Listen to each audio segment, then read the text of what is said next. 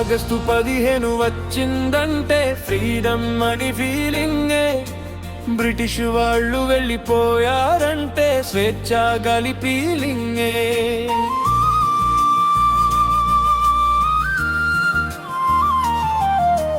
కానీ మనలో అజ్ఞానం ఉంటే అది ఏంటి ఫ్రీడమ్ ఫీలింగే.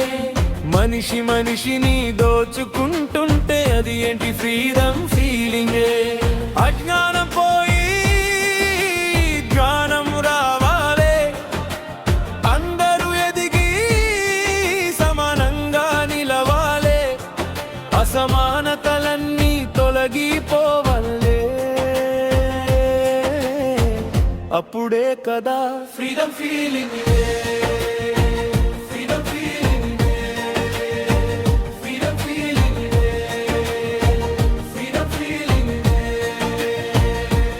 ఒకరికి అన్నం మరొకరికి ఆకలే, ఒకరికి అవకాశాలు మరొకరికి వెతుకులాటే, ఒకరికి విద్య మరొకరికి నిరాశే. ఇది స్వాతంత్ర్యమా చెప్పునా దేశమా? రిక్పూర్ డబ్బు పోవాలే, ప్రతి ఇంట వెలుగు రావాలే, ప్రతి బిడ్డ చదువుకోవాలే, ప్రతి కళ నిజమవ్వాలే. అందరి నవ్వే మన హీలి, అందరి ఎదుగుదలే ఫీలి.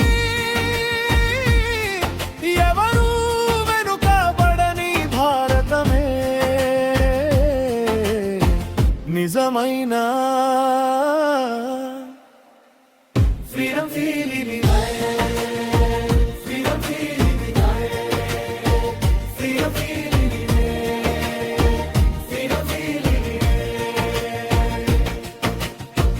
దొంగతనం లేని సమాజం కావాలే, దోపిడీ లేని దేశం కావాలే, మోసం లేని మనసులు కావాలే, లంచం లేని పాల కావాలే. స్టీలింగ్ కి పోయి షేరింగ్ రావాలే, చేతింగ్ పోయి కేరింగ్ రావాలే, టెక్కింగ్ పోయి లవి రావాలే, ప్రతి హృదయంలో హ్యుమానిటీ వెలగాలే. మనిషి కన్నీరు తుడిచే చేతులే నిజమైన హీలియే. మనిషిని మనిషిగా చూసే మనసులే నిజమైన ఫీలినే.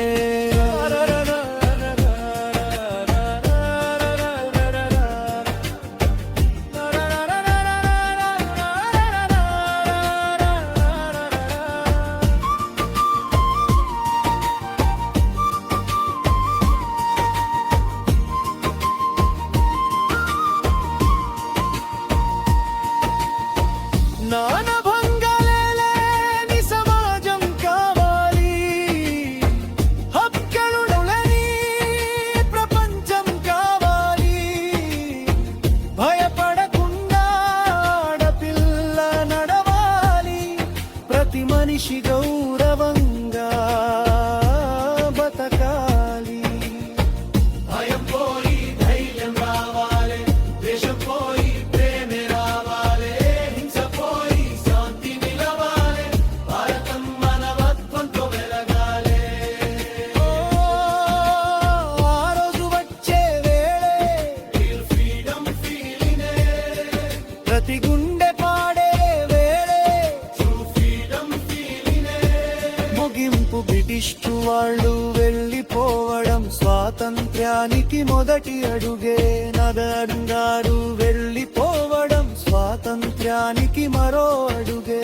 అసమానతలు తొలగిపోవడం స్వాతంత్ర్యానికి గొప్ప అడుగే.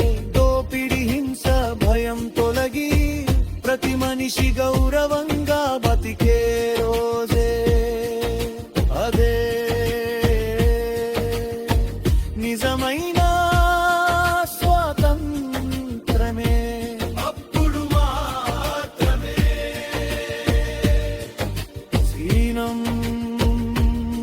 అని కాదు, ఫ్రీడమ్ ఫీలింగే.